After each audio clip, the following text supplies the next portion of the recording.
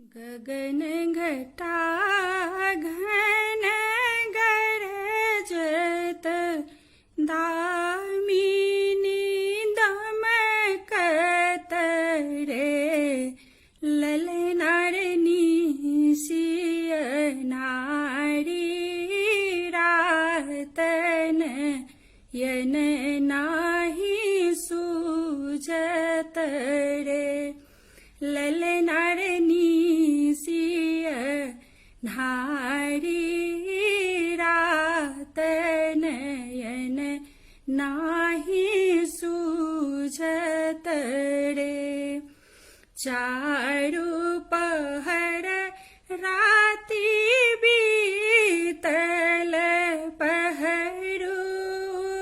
सूतल रे चारी पहर राती बीतल पहरू सूतल रे ललनार खुजी गेल वज्र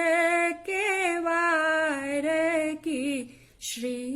हरि जनमल रे ललनार खुजी गेल वज्र के वार की श्री हरि जनमल रे माथहि छत्र हाथ बसूरी श्रवण दही कुंडल रे माथहि छत्र हाथ बसूरी श्रवण दाही कुंडल रे ललनार गले बैजंत्री के माल की श्री हरि के दर्शन रे ललनार गले बैजंत्री के माल की श्री हरि के दर्शन रे देवकी देखी डराओल मन पछताओल रे ललनार के दन लेल अवतार की अब की होयत रे ललनार के दन लेल अवतार की अब की होयत रे बासुकिया भी बुझाओल मन के थिर करू हे ललनार कृष्ण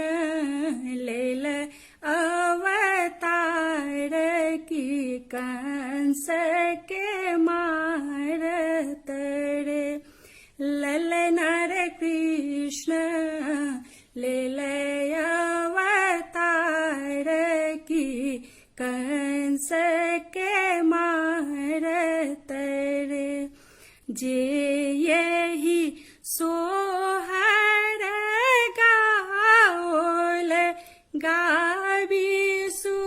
सुनाओल रे ललनार तीन कहूँ बास बैकुंठ